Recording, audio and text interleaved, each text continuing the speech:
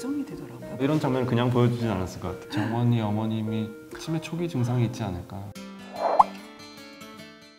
산부인과 전문의 김현진입니다. 성형외과 전문의 정진우입니다. 원장님 저번에 말씀하셔서 보시고 계시고 수리생 보시나요? 네, 저는 수리생 1부터 지금까지 계속 잘 지켜보고 있습니다. 정말 의사생활을 현실감 있게 다룬 드라마라고 생각하고 제가 정말 그 안에 생활하고 있다는 느낌까지 들 정도라서 공감을 많이 하고 있습니다.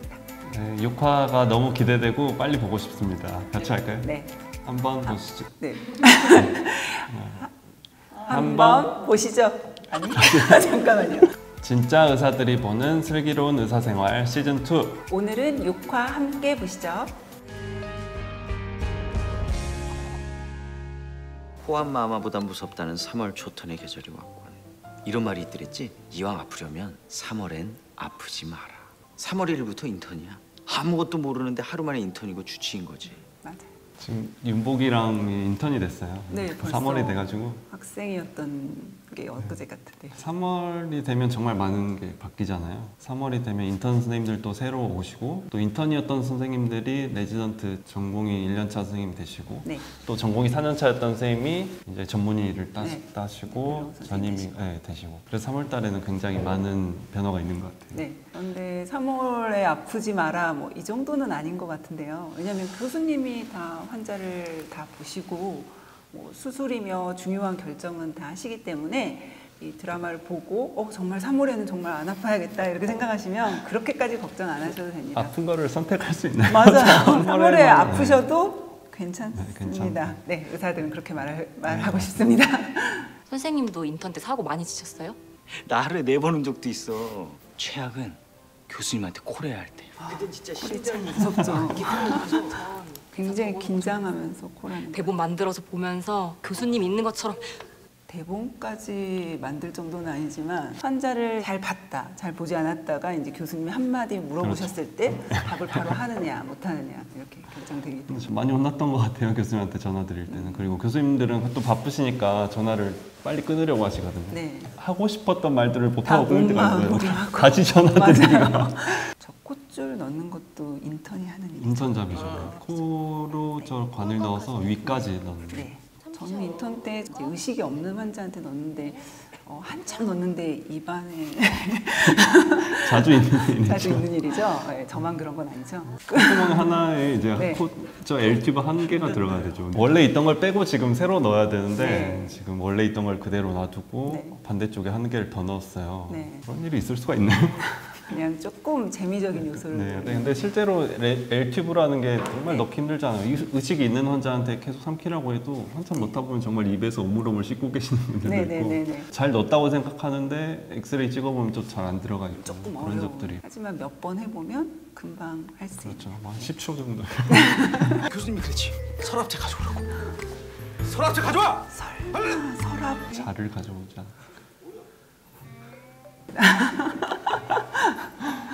다급한 상황에서 뭘 가져오라고 했을 때 다시 여쭤볼 수가 없는 상황이거든요. 비슷하게 들은 것들을 필요하실 것들을 좀 여러 개 가지고 가죠. 저는 잘못된 걸 가져갈까봐 그냥 아무것도 안 할 때가 많아요. 그러면 이제 다시 한번 화내면서 뭘 네. 갖다 주라고 다시 말씀하시니까 가만히 있다가 혼나고 네. 제대로 된 걸 갖다 드리자.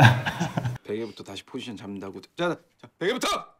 라고 했는데 송아는 벽에 붙으라는 줄 알고 벽에 붙은 거지. 저게 무슨 말이죠, 원장님? 환자가 머리에 맡에 베고 있는 베개부터 네. 제대로 넣고 그다음 또 베개부터. 환자의 포지션, 환자의 자세를 바꾸려고 했던 것 같아요. 네. 근데 교수님이 소리 지르면 몸이 먼저 그렇죠. 나갈 수 있을 것 같긴 잘 안 해요. 들리고 네. 그냥 일단 쫄아가지고 잘 못 알아듣죠. 최송화 교수가 VIP 시술도 다 할 정도로 유능한 의사로 나오는데 그렇죠. 다 흑역사가 있다고 친구들이 말하잖아요. 처음부터 잘할 수 없고 항상 러닝 커브라고 해서 이렇게 그렇죠. 배워가는 과정이 쌓여야지 저런 구구즈처럼 실력 있는 의사가 될 수 있는 것 같습니다. 그렇죠. 최성화 교수님도 뭐 학생 시절이 있었을 거고 네. 인턴 때 실수한 일들이 많이 있었을 3월 거고 이게 실수담 많이 나오니까 선생님 실수하셨던 거 좀 저희 상을 다 펴놓잖아요. 깨끗한 모든 네. 상들을 네. 그걸 다 한 번에 다 컨타시킨 적이 있어요. 그런 엄청난 실수를 하셨어요? 제가 인턴 때 그러니까 전공의 선생님들이 수술을 계속 하고 있으니까 졸리잖아요. 저는. 네. 계속 트랙션만 하고 있어요. 네. 근데 전공의 선생님들이 저한테 차가운 물을 목 뒤에 뿌려달라는 거예요. 그래서 이제 주사기를 들고 가가지고 뒤에서 이렇게 조심히 하려고 했는데 네. 그 주사기 물이 사방으로 다 술 물 이제 한 막 방울이라도 떨어지면 네. 컨타미네이션 되고. 기구 다 새로 가져오고. 굉장히 큰 실수예요. 원장님 실수담 없으신가요? 실수라기보다는 여기 장겨울 선생님이 있었던 것처럼 네. 뭔가를 하고 있으라고 했는데 진전을 못하고 그 자리에서 계속 한참 뭔가를 하다가 교수님 불러주세요. 네, 그랬던 적이 많습니다. 수술복이 잘 어울리네. 둘이 지금 어느 과더라? 산부인과요. 전 외과요. 그치. 네, 인턴 선생님이 된 윤복이와 홍도. 장겨울 전희미 선생님. 장기훈 이쪽으로. 선생님 전임이가 됐어요. 전임이가 네. 짧은 가운이 참 잘 어울리십니다. 장겨울 전희미 선생님. 이렇게 전문의를 따고 이제 병원 가면 처음 가면 전임이라고 하잖아요. 네. 저희가 원래 있었던 대학병원 같은 경우에는 짧은 가운을 줬어요. 전문의들만. 네. 짧은 가운을 입고 가면 긴 가운 입으신 이제 레지던트 분들이나 인턴 분들 모든 사람들이 인사를 하는 마법의 가운이 이제 외래 진료 볼 때 조금 짧은 가운이 좀 더 멋있어 보이는 것 같더라고요. 근데 예전에는 다 직급에 상관없이 다 긴 가운이었을 시대가 있었거든요. 저는 다 긴 가운이었습니다. 네. 나이가 노출되는 점도 있지만 저희 때는 교수님들도 다 긴 가운이어서 조금 저는 공감이 안 되는데요. 지금은 이게 교수 상징이 네, 되는 그렇죠. 거죠. 네. 근데 짧아야 훨씬 활동하기 편할 것 같아요. 편하긴 하죠. 전공의도 짧은 가운을 입게 해줬으면 좋겠는데. 그럼 교수님들은 다시 긴 가운으로 될 것 같은데. 아 그래요? 근데 흉부외과는 정말 올해 전공이 한 명도 없어요. 좀 슬프죠? 그래도 저는 민년차는 산부인과가 흉부외과랑 좀 비슷해요. 공감하시죠? 너무 공감됩니다. 산부인과가 이렇게까지 인기가 없어질 줄 몰랐는데 꽤 오래전에는 굉장히 인기가 있는 과였는데 10여 년 전부터 전공의가 없습니다. 산부인과 중요한 과거든요. 조금 긍정적으로 생각해 주셨으면 좋겠는데 이게 악순환인 게 이제 선배가 없으면 본인이 전공 1년차를 들어가면 장겨울 선생님처럼 그렇죠. 혼자 모든 일을 모든 일을 받았겠죠.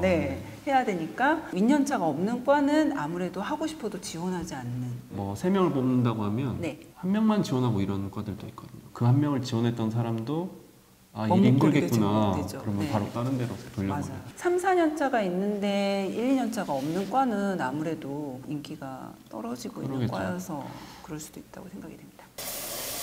아기 나옵니다. 리차드슨 아웃.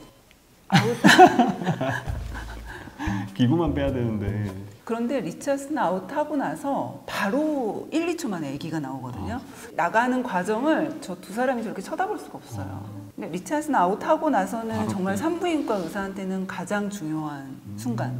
근데 홍도가 이렇게 두 가지를 들고 있잖아요. 넓적한 게 큰 게 그 그죠. 아래쪽 방광을 보호하면서 아래쪽 벽을 당기는 거고요. 하나는 이제 한쪽 오른쪽을 당기고 그리고 추민호 선생님이 또 저거 리차슨 하나 들고 있었거든요. 그걸 반대편을 당겨서 이렇게 수술하시는 선생님이 배 안에 이렇게 수술 필드를 잘 보여주게 하기 위한 도구가 리차슨입니다. 리차슨을 빼는 걸 아웃 이렇게 말씀을 해주시는 게 아마 산부인과밖에 없을 것 같은데요. 아기 저 처음 나오기 듣는데요. 직전에 기구가 빠져야지 아기가 다치지 않기 때문에 그 타이밍을 교수님이 말씀을 해주시거든요. 아웃하라고 할 때 빨리 이렇게 빼면 됩니다. 브레인 이데마가 심해서 정말 의식이 다치면 안 돌아올 안 수도 되는 있겠구나. 부위가 브레인인 것 브레인. 같아요. 뼈를 제거한 상태로 피부만 닫은 상태고 머리뼈는 나중에 다시 덮어주는 수술을 할 겁니다. 외상을 입으면 붓거든요. 아까도 뇌 부종이라고 나오는데 네. 우리 뇌의 구조를 아주 단단한 박스 안에 들어있는 풍선이라고 생각하시면 돼요. 풍선이 점점 부풀어 오르면 박스 안은 한계가 있으니까 터지겠잖아요. 맞아요. 박스 뚜껑을 열어놓고 네. 조금 다시 풍선의 크기가 작아지면 그때 다시 이제 피부를 열어서 그 보관했던 뼈를 넣거나 또는 그걸 못 쓴 경우에는 인공뼈를 넣거나 그런 다음에 다시 피부를 공합하는 거죠. 근데 개복하는 과도 배가 안 다쳐서 그냥 또 두고 중환자실로 가서 네. 나중에 다 부종이 가라앉은 다음에 중환자실에 그런 환자분들이 좀 많이 맞습니다. 있으시죠. 손에 뭐야 그거? 아이, 그 리모컨 들고 나와. 켜져라. 정신머리. 조금 걱정이 되더라고요. 그러니까 복사는 그냥 아니지. 이런 장면을 그냥 보여주진 깜빡깜빡 않았을 것 같아요. 맞아요. 치매의 초기 증상이 네. 최근에 기억들을 좀 자주 잊어버리거나 그런 것들이 많잖아요. 그렇죠. 정원이 어머님이 네. 약간 치매 초기 증상이 있지 않을까. 알츠하이머면 이제 고칠 수 없기 때문에 혈관성 치매 정도면 아, 고칠 수 그럼 또 있지 않을까? 최성화 교수님의 도움을 받을 수도 있나요? 제발 치매가 아니기를 바라는 마음입니다. 산모님, 교수님 한 분 뵈야 할 것 같습니다. 초음파 검사에서 아기 식도폐쇄증을 의심할 만한 몇 가지 이상 소견이 보입니다. 산부인과 이야기가 나왔어요. 산전에 초음파 검사로 진단이 되기도 하고 흔하진 않죠. 그런 경우도 있는데 하진 않은데요. 지금으로서 산전 초음파로 진단할 수 식도폐쇄증일 있는 병이기 확률이 때문에 매우 아마 높습니다. 이렇게 에피소드가 나온 것 같아요. 근데 식도가 폐쇄되어 있다는 걸 초음파로 보이진 않거든요. 산모분들이 초음파 보시러 가시면 항상 아기 몸무게를 잴 때 머리둘레, 배둘레, 그리고 대퇴부, 다리 길이 이렇게 재거든요. 배둘레 잴 때 여기는 아기 위에요 하고 까만 동그라미를 항상 보여주세요. 양수를 마셨을 때 그 음영이 이제 까만 동그라미 보여야 되는데 식도 폐쇄가 있는 아이는 위 음영이 안 보여서 알거나 아이가 이제 삼키는 데 문제가 있으니까 양수가 조금 늘어나 있거나 아마 추민아 선생님이 봤을 때 그 아가 위에 음영이 안 보여서 그래서 아마 교수님을 이렇게 불렀던 것 같습니다. 그래도 산모 위험하면 우린 바로 수술한다고. 아기 생각해서 무리하지 않는 선에서 끌어달라고. 가자. 그런데 교수님이 저렇게 나갈 수 회의적이시면 있나요? 나갈 수 없죠.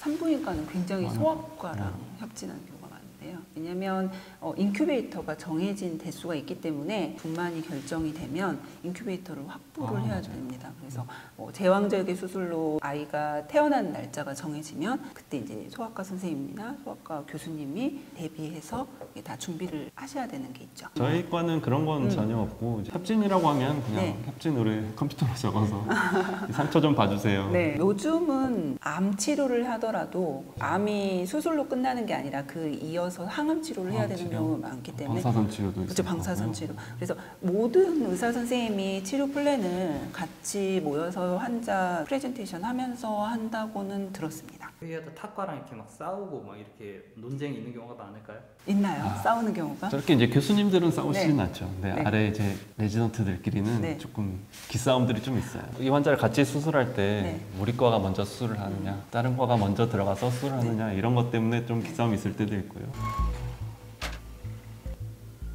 저렇게 신생아 중환자실에서 수술하시는 걸 보신 적이 있나요? 전 신생아 중환자실에서 하는 건 있고 그냥 저도 일반 중환, 메스 내과 중환자실에서 하는 경우는 좀 많이 봤어요.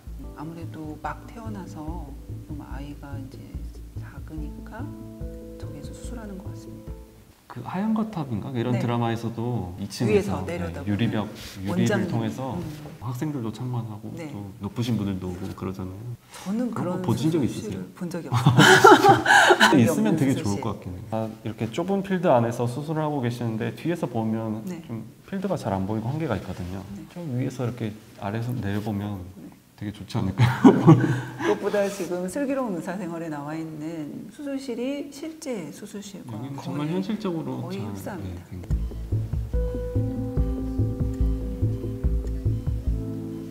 너무 많은 사람들이 너무 보고 많은 있는데 사람들이. 저렇게 많은 사람들이 왜 보고 있는 거죠? 잘 이해가 안 되는데. 네, 신생아 중환자실인데 각자 해야 될 일이 굉장히 많거든요. 조금 슬기로운 의사생활 드라마가 수술 장면 같은 경우는 정말 다른 의학 드라마보다 굉장히 잘 만들어져 있어요. 그래서 실제 수술 환경이랑 좀 비슷한 것 같고 근데 이 장면에서 이렇게 많은 사람들이 모든 업무를 멈춘 채로 보이는 거는 네. 조금 목의 티 아닐까요? 네. 친정 어머니시죠. 따님 잘못이 아닙니다. 이건 누가 잘못해서 생긴 일이 아니라 그냥 벌어진 일입니다. 실제로 저렇게까지 얘기하는 의사는 별로 없죠. 안정원 교수님이니까 저렇게 병실에 가서 친정 어머니시죠 이렇게 말을 하는 의사는 그래도 시어머니한테 네. 한 방 잘 먹인 것 같은데요. 아, 안정원 그런가요? 교수님. 시어머니도 좀 눈치 보고 있지 않나요 지금? 지금은 코로나로 보호자가 한 명만 들어갈 수 있다고 들었는데 이전에는 산부인과에 입원한다 그러면 시어머니, 친정어머니, 남편 이렇게 다 보호자 오시나요? 다 오시고 극 중에서 저런 시어머니는 정말 드라마로 탄생한 캐릭터가 현실에는 별로 없는 캐릭터인가요? 없을 것 같은데요.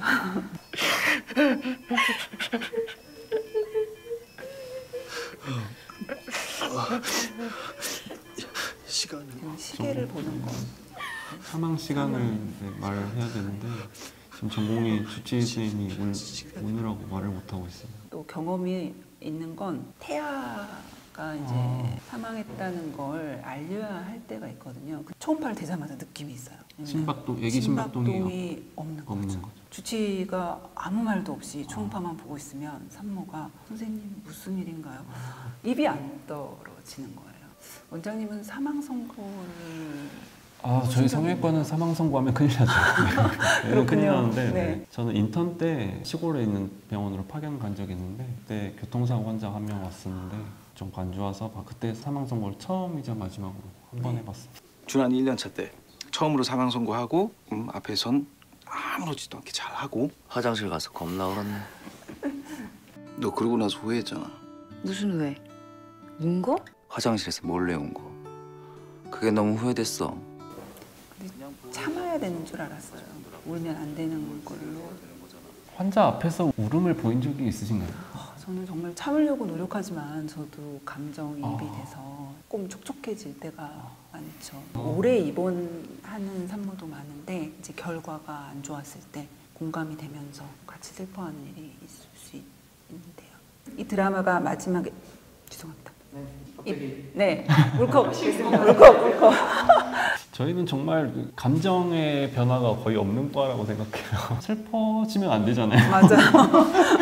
물론 안 좋은 소식을 전하는 것들은 조금 있죠. 지금 있는 병원에서 아니고 이전에 대학병원에 있을 때는 이제 미용 수술 말고 다른 수술들을 많이 했으니까 손가락이 절단이 돼서 손가락을 붙여놓는다거나 이런 수술들을 많이 하는데 그런 수술들의 실패 확률들이 조금 높은 편이거든요. 실패해서 손가락이 결국은 괴사되는, 이제 손가락이 결국 안 좋게 됐습니다라고 말씀드리는 경우들은 조금 그럴 때 힘들긴 하죠. 근데 그 외에는 이제 슬픈 소식을 전하면 안 되는 과다 보니까 기쁜 소식만 전하도록 노력하고 있습니다.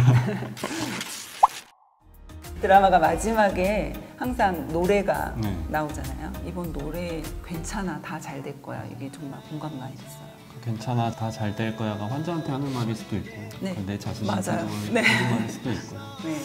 좋은 말 그래서 이 같아요. 드라마가 괜찮아, 너무 좋아요. 다 잘 될 거야. 네. 슬기로운 의사생활 6화 보셨는데 네. 좀 어떻게 보셨어요? 이번에 다행히 산부인과 에피소드가 있어서 할 말이 없을까 봐 걱정했거든요. 성형외과도 좀 나오면 안 되나요? 저는 재밌긴 했는데 네. 익순이가 오늘 안 나와가지고 맞아요. 다음 화에는 익순이와의 에피소드가 좀 많이 나오길 기대해 보겠습니다. 지금까지 슬기로운 의사생활 시즌 2 6화 리뷰 마치겠습니다.